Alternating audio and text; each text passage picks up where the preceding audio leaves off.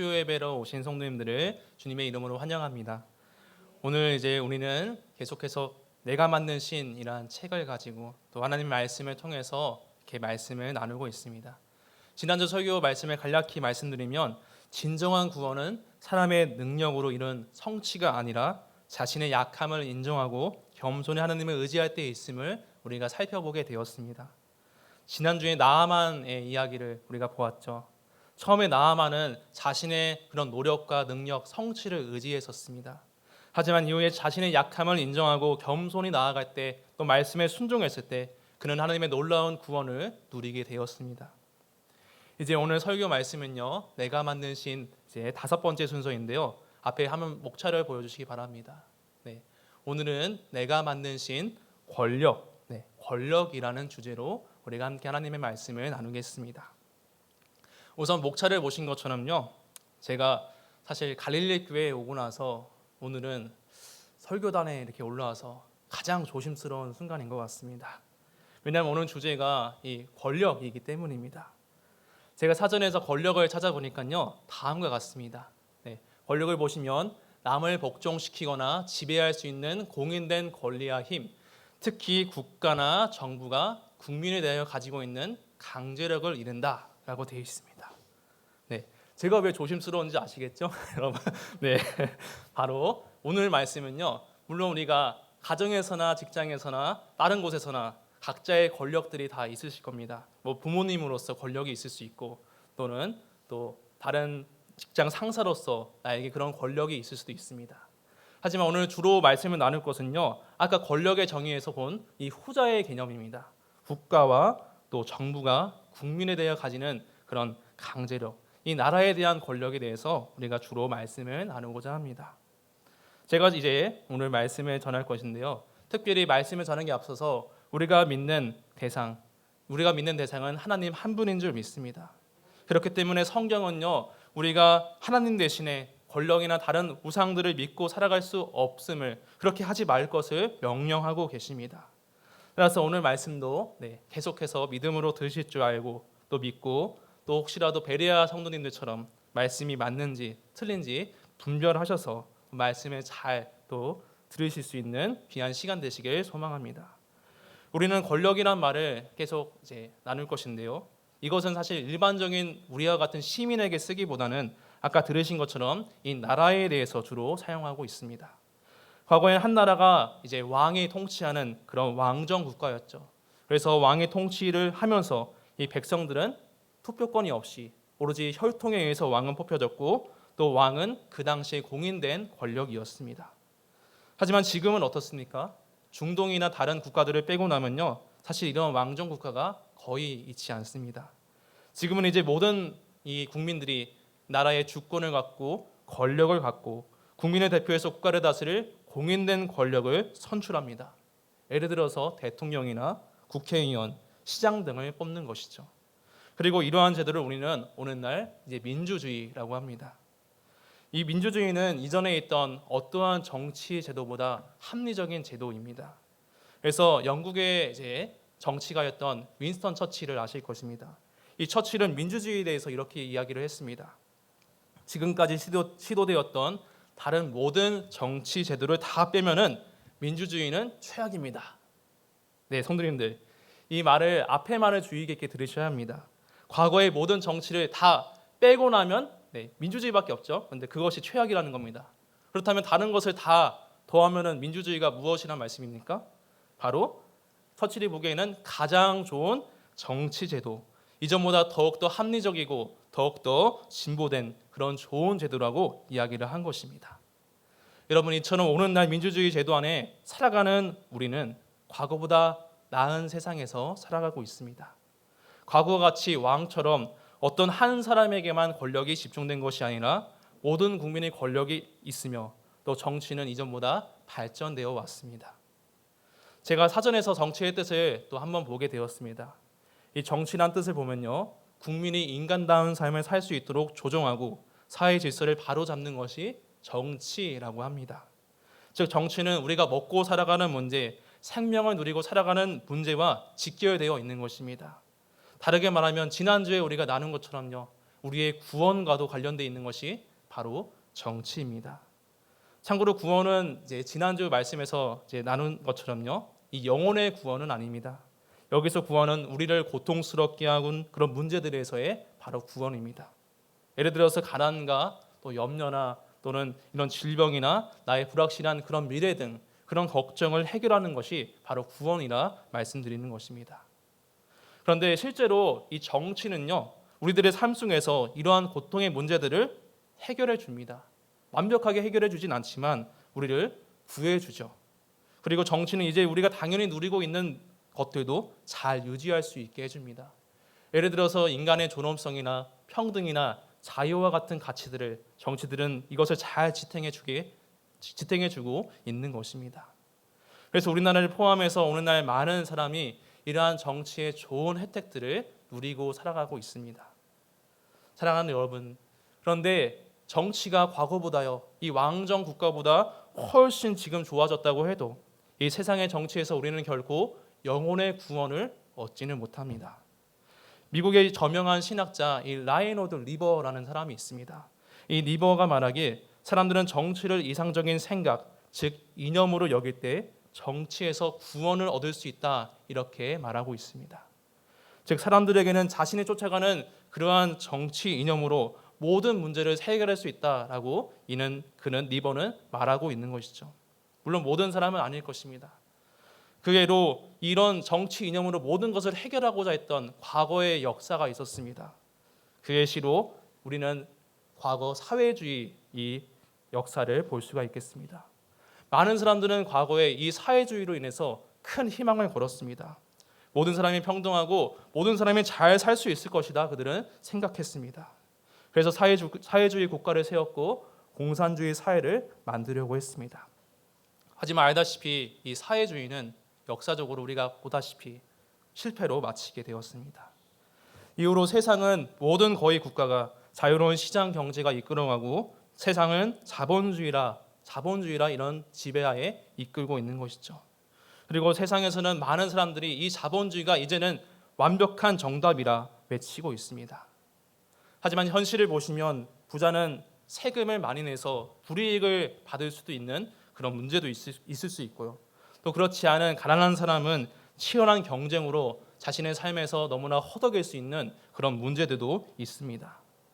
그렇기 때문에 우리는 이 세상의 정치가만이 권력을 쫓아가는 것이 아니라 많은 사람들이 나를 더 구해주고 나를 구원해주고 나를 높여주고 나에게 이득을 주는 그러한 정치나 권력을 쫓아가서 그러한 것을 추구할 때, 그러한 것이 권력을 다 얻을 때만이 내가 구원을 얻을 수 있다, 이렇게 생각할 수 있는 것입니다. 그런데 사랑하는 성도님들, 이러한 생각이요, 세상 사람에게만 있는 것이 아닙니다. 문제는 이러한 믿음을 갖고 있는 것이 우리 그리스도인에게도 있을 수 있다는 것입니다. 그래서 이제 저희가 계속 보고 있는 이 팀 켈러의 책, 이 내가 만든 신에서 이 팀 켈러 목사님은 그 위험성에 대해 이렇게 이야기를 하고 있습니다.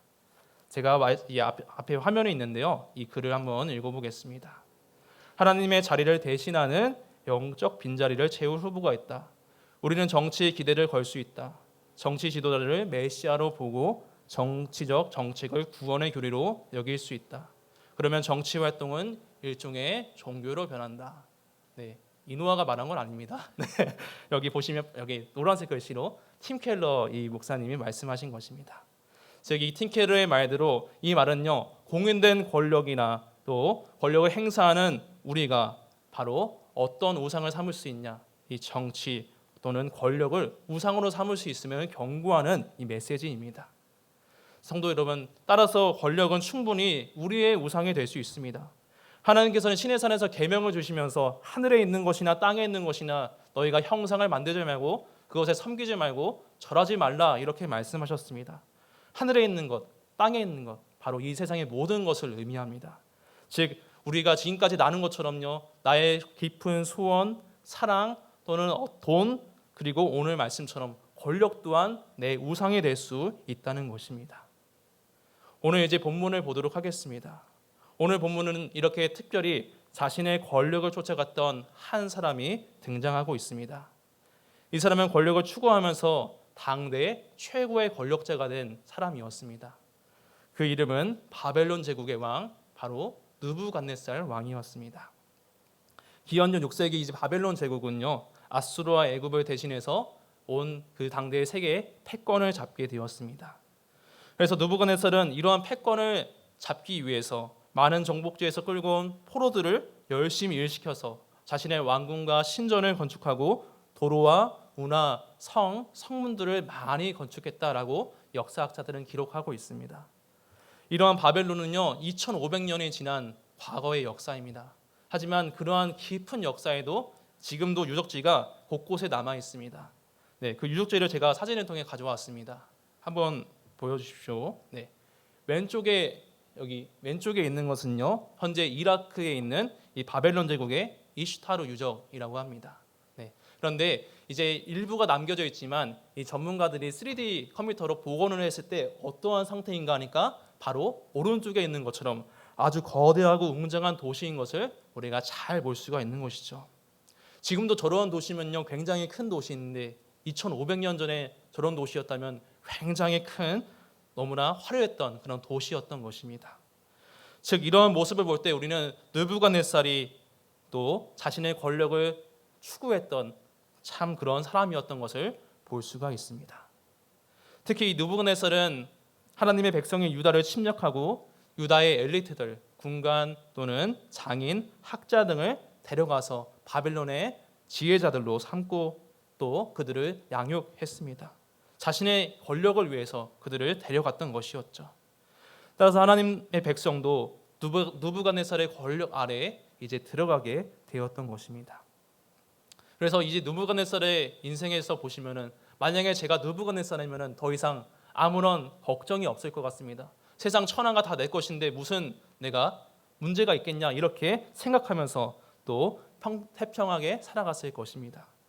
하지만 오늘 말씀을 보면요 다니엘 2장 1절을 보니까 이 왕에게 큰 문제가 발생하게 되었습니다. 우리 함께 다니엘서 앞에 화면을 보시면서 1장 말씀을 함께 읽겠습니다. 시작. 느부갓네살이 다스린 지 2년이 되는 해에 느부갓네살이 꿈을 꾸고 그로 말미암아 마음이 번민하여 잠을 이루지 못한지라. 아멘. 성경은요 하나님의 말씀은요 이 왕이 이 세상의 권력을 다 가졌던 왕이 잠을 이루지 못했다 이렇게 말씀합니다. 그 때문에 그는 꿈 때문에요 몹시 괴로워했는데요. 당대 무엇이든 할 수 있는 최고의 권력이었지만 그는 자기의 권력이 자기를 태평하게 평안하게 해주지 못했던 것입니다. 사랑하는 여러분, 대체 이 권력자가요 당대 최고의 그런 넘버원이 어떤 꿈 때문에 이렇게 괴로워했을까요? 느부갓네살은 자신이 이제 꾼 꿈을 분명히 자신은 기억했습니다. 하지만 그것을 괴로워했는데요. 사실 그런데 분명히 기억은 했지만 그 꿈의 내용을 정확히 이야기할 수는 없었습니다. 분명히 꿈속에서 무언가 엄청난 것을 보았지만 도저히 사람의 말로 표현하기가 어려웠던 것이었죠. 이처럼 느부갓네살의 그 꿈은 매우 특이하고 특별했습니다. 그래서 느부갓네살은 자신의 이 꿈을 알고 싶어가지고 나라의 박수와 술객과 이 점쟁이들을 다 불러 모으게 됩니다. 그리고 그들에게 내가 꾼 꿈이 어떤 것인지 좀 알려달라 이렇게 부탁이 아니라 명령을 하게 됩니다. 그리고 만약에 너희들이 말하지 않으면 너희가 죽게 될 것이다 이렇게 명령하게 되었죠. 성도 여러분, 이 느부갓네살의 명령을 보시면요 참 황당한 명령입니다. 내가 꾼 꿈을 이야기하고 그 꿈의 내용을 해석해달라 이렇게 이야기하는 것도 아니고 내가 꾼 꿈이 어떤 건지 맞춰봐 이렇게 퀴즈를 내는 거니까요. 참 황당한 그런 명령인 것이죠. 그래서 바벨론 수사들은요 참 당황하게 됩니다. 어떻게 이 꿈의 얘기를 하지도 않고 우리가 그 꿈을 어떻게 알아맞추냐 이렇게 속으로 생각하게 되죠. 그리고 왕에게 에둘러서 이렇게 말합니다. 왕이시여, 저희들에게 꿈의 내용을 말씀해 주십시오. 그러면은 저희들이 그 꿈의 내용을 그 뜻을 해석해 드리겠습니다. 이렇게 바꾸어 말하게 됩니다. 하지만 느부갓네살은 단호하게 내가 꾼 꿈의 내용을 너희가 말해야 한다. 그런 뒤에는 너희가 그 꿈도 해석할 수 있다고 이렇게 명령을 하게 되었습니다. 그리고 혹시라도 이 느부갓네살은 자신의 꿈과 다른 내용을 너희가 거짓으로 꾸며서 말한다면은 그때도 너희가 죽게 될 것이다. 이렇게 강력하게 명령하게 되었습니다. 여러분, 이러한 느부갓네살의 말을 보았을 때 분명히 그는 자신이 꾼 꿈의 내용을 어느 정도 기억을 하고 있었습니다. 그런데 말씀드린 것처럼 그게 너무나 기상천외해서 도저히 말하기가 어려웠던 것이었죠. 결국 이 바벨론의 박수들과 술객들과 또 점쟁이들은 이 그의 왕의 꿈을 이야기하지 못하였습니다. 그리고 결국 왕에 의해서 죽임을 타당하게 되었습니다. 그리고 왕은 분노로 가득해가지고 온 나라의 지휘자들을 죽게 하였는데 이때 다니엘도 사실은 죽을 위기에 처하게 되었습니다. 하지만 하나님께서 다니엘을 도와주셔가지고 하나님의 능력으로 다니엘은 왕 앞에 나아가 그 왕이 꾼 꿈의 내용과 그 해석을 고하게 되었습니다. 그 꿈의 내용을 이제 보시면요, 앞에 화면을 보시겠습니다. 네, 그림을 이제 알기 쉽게 가져왔는데요. 다니엘은 느부갓네살이 꾼 꿈에 그 왕의 꿈에 커다란 신상이 나타났다 이렇게 이야기를 합니다. 그 신상을 보시면 머리는 순금이고 또 가슴과 팔은 은으로 이루어져 있고 배와 넓적다리는 노쇠, 또 종아리와 발 반쪽은 쇠, 그리고 가장 밑에는 반쪽 바로 진흙으로 이루어져 있다 이렇게 이야기를 하고 있습니다. 여기서 다니엘은 하늘의 하나님께서 느부갓네살 당신에게 바로 권세를 주셨습니다. 당신을 왕 중에 왕으로 세우셨습니다. 이렇게 말하면서 금 머리에 해당하는 그 부분을 느부갓네살 당신이라고 이야기를 합니다. 따라서 이 느부갓네살 왕은요, 하나님의 권세를 제일 크게 받은 그런 사람입니다. 하지만 하나님께서 주신 이 권세는 그를 이어서 나오는 다른 이 상징들을 보시면 점점 약해지는 것을 볼 수 있습니다. 이 상징들은 나라들을 상징을 하는데요. 아까 화면에서 보신 것처럼 은이 있고 또 쇠가 있고 진흙이 있습니다. 금에 이어서 계속 점점 낮아지고 또 볼품 없어지는 모습을 우리가 볼 수가 있습니다. 또한 특별히 넷째 나라에 보시면요, 이 넷째 나라는 종아리와 발의 반쪽만이 쇠이고 나머지가 진흙으로 이루어져 있다 이렇게 말씀하고 있는데요. 이 나라의 특징은 모든 것을 부수는 이 철처럼 강력하지만 그 반쪽이 어디입니까? 바로 진흙이기 때문에 강하면서 동시에 매우 약한 것을 보여주고 있는 것입니다. 따라서 다니엘은요, 이 나라에 대해서 예언을 합니다. 쇠와 진흙이 합쳐지지 못하는 것처럼 이 나라가 흩어지고 결국에 사라지게 될 것이라고요. 그리고 이 나라뿐만 아니라 하나님께서는 이 신상을 다 부수게 되시는데요. 우리와 함께 44절 본문 45절을 함께 읽겠습니다. 시작. 이 여러 왕들의 시대에 하늘의 하나님이 한 나라를 세우시리니 이것은 영원히 망하지도 아니할 것이요 그 국권이 다른 백성에게로 돌아가지도 아니할 것이요 설 것이라. 손대지 아니한 돌이 산에서 나와서 새와 녹과 진흙과 은과 금을 부서뜨린 것을 왕께서 보신 것은 크신 하나님이 장래를 왕께 알게 하신 것이라. 이 꿈은 참되고 이 해석은 확실하나이다 하니. 아멘. 이 느부갓네살의 꿈에 나타난 신상은요, 인간이 만든 그러한 신상으로서 바로 사람의 권력을 보여주고 있습니다. 하지만 다니엘은 하나님께서 결국에 이러한 신상, 세상의 사람의 권력을 다 멸하실 것을 예언하고 있는 것입니다. 특별히 하나님께서는 이 신상을 돌로 무너지게 멸망시키게 하실 것인데요. 이 돌은 인간이 만든 그런 조형 신상과 다르게 하나님께서 만지신 것, 바로 인간이 손대지 않은 것, 바로 손대지 않은 돌입니다. 이 돌은 신상의 금에 비해서 또 은에 비해서 사실 귀하지 않는 그런 물질입니다. 하지만 하나님께서는 그 돌로 그 거대한 신상을 무너지게 하십니다. 그렇다면 이 돌은 무엇일까요? 보면 44절에서 보신 것처럼 이것은 바로 하나님께서 세우시는 영원한 나라, 망하지 않는 나라, 바로 하나님의 나라임을 우리가 알 수 있습니다. 인간의 권력은 느부갓네살의 꿈처럼 거대한 신상 같아 보입니다. 신상처럼 운정하고 금과 은, 좋은 재료들이 있어서 멋져 보이고 이 권력은 탐스럽고 영원한 것처럼 보입니다. 그것으로 이 느부갓네살은 나를 구원해 줄 것이라 믿었던 것이었죠. 하지만 하나님께서는 다니엘의 그 말처럼 바로 하늘의 하나님이십니다. 그리고 바로 온 세상의 주인이신 분이 하나님이십니다. 따라서 인간의 권력은 바로 하나님께서 주신 것이고, 하나님께서 바로 그 권력을 주신 분으로서 이제 느부갓네살의 말씀을 깨닫기를 원하셨습니다. 바로 이 느부갓네살조차도, 그 높은 권력조차도 바로 하나님이 주신 권력이란 뜻입니다. 따라서 세상의 권력, 인간의 권력은 결코 오늘 말씀에서 보시는 것처럼 영원한 것이 아니고 하나님께서 거두어 가시면 없어질 뿐입니다. 그리고 하나님께서는 다니엘에게 말씀하신 것처럼 그분의 행사하시는, 그분의 일하시는 때에 인간의 권력을 모두 무너지게 하시며 그분의 나라를 세우실 것입니다. 사랑하는 성도 여러분, 이처럼 하나님께서 놀라운 꿈과 해석을 다니엘을 통해서 이 왕에게 전달하셨습니다. 그 이유는 하나님께서 당대 최고의 권력자인 이 느부갓네살에게 온 세상의 진정한 권세자가 누구신지 깨닫게 하기 위해서였습니다. 그리고 느부갓네살은 하나님의 이 뜻을 인정하게 되었습니다. 우리 함께 다니엘서 말씀 2장 46절과 47절을 읽겠습니다. 시작. 이에 느부갓네살 왕이 엎드려 다니엘에게 절하고 명하여 엘무가 향품을 그에게 주게 하니라.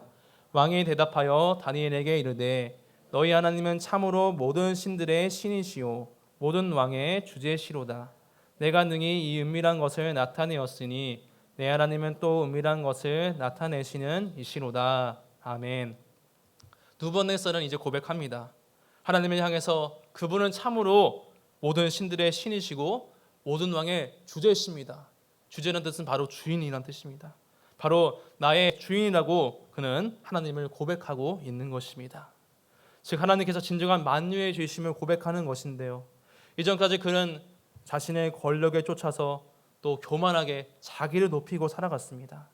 하지만 이러한 고백은 그와는 전혀 어울리지 않는 겸손한 모습 고백인 것입니다. 하지만 이 느부갓네살의 행적을 이제 보시면요, 이후에 3장을 우리가 넘어가서 보시면은 여전히 그는 권력을 쫓아서 살아갔던 모습을 볼 수가 있습니다. 다니엘 3장을 보시면 맨 처음부터 이렇게 나옵니다.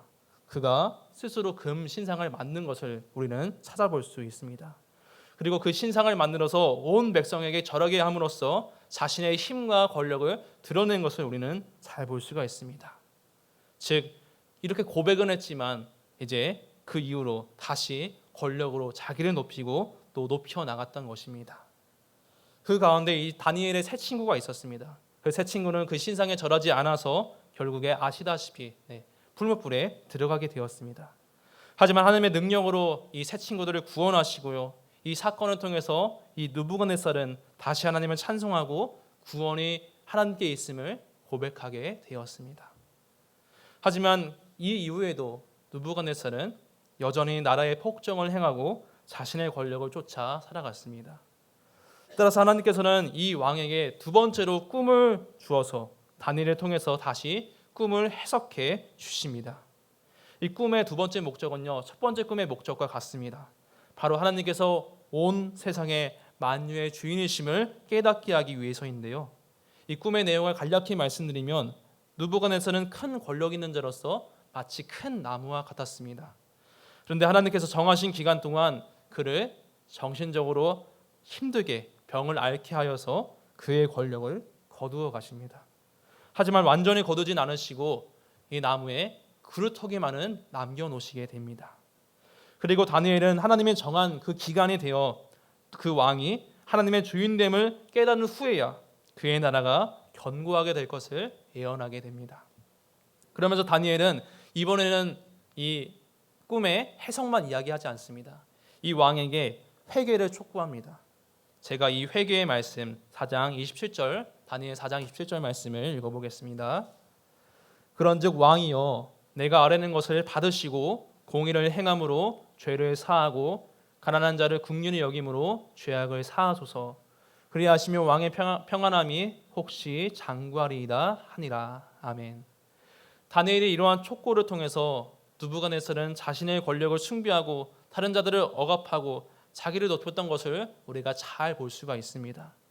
그리고 하나님이 정하신 기간 중에도 그는 그 마음에는 여전히 권력을 쫓아 살아가는 그러한 교만이 있었습니다. 제가 4장 30절 말씀, 다니엘 4장 30절 말씀을 읽어보겠습니다. 나 왕이 말하여 이르되 이 큰 바벨론은 내가 능력과 건세로 건설하여 나의 도성으로 삼고 이것으로 내 위엄의 영광을 나타낸 것이 아니냐 하였더니. 아멘. 결국 이 하나님의 말씀대로 하나님의 정한 기간이 다 차고 나서야 비로소 이 느부갓네살은 정신적으로 자신의 그 병을 회복하게 되었습니다. 그리고 하나님께 찬양과 감사를 드리고 이렇게 고백을 하게 됩니다.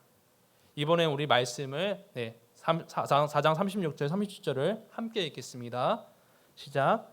그때 내 총명이 내게로 돌아왔고 또 내 나라의 영광에 대하여도 내 위엄과 광명이 내게로 돌아왔고 또 나의 모사들과 관원들이 내게 찾아오니 내가 내 나라에서 다시 세움을 받고 또 지극한 위세가 내게 더하였느니라. 그러므로 지금 나 느부갓네살은 하늘의 왕을 찬양하며 칭송하며 경배하노니 그의 일이 다 진실하고 그 행하심이 의로우심으로 교만하게 행하는 자를 그가 능히 낮추심이라. 아멘. 성도 여러분, 맨 마지막 여기 37절 구절을 보시면요, 교만하게 행하는 사람이 누구입니까? 바로 느부갓네살 자신이었죠. 그는 자기 영광을 쫓아서 자기의 교만을 쫓아서 권력을 쫓아 자기를 높여갔던 사람이었습니다. 그의 교만은 마치 하늘까지 닿아서 이 하늘에 계신 그 하늘의 하나님을 보지 못한 것이었죠.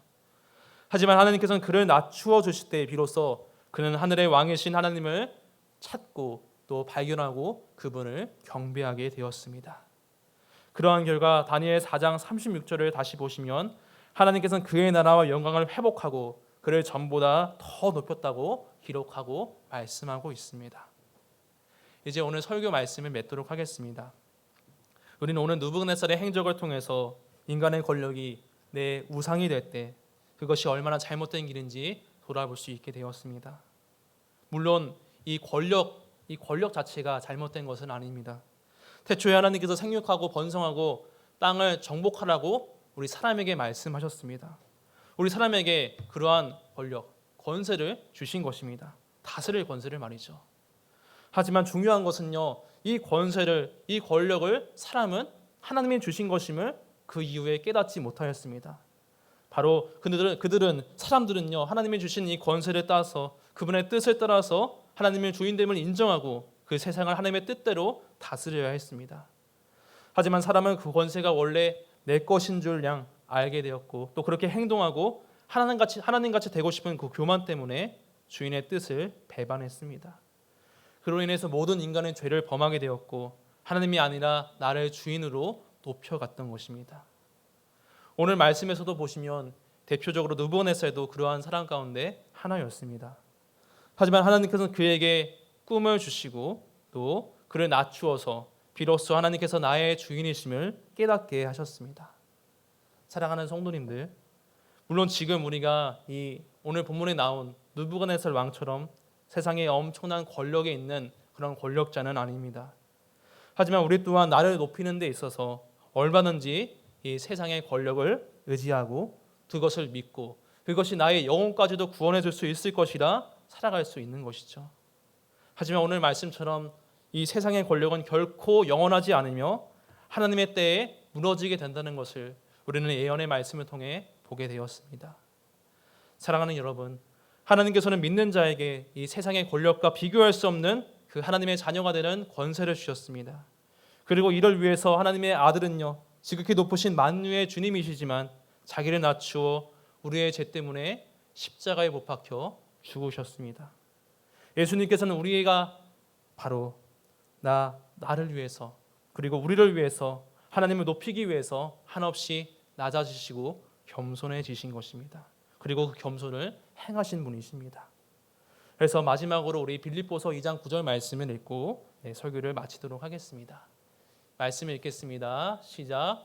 이러므로 하나님이 그를 지극히 높여 모든 이름 위에 뛰어난 이름을 주사.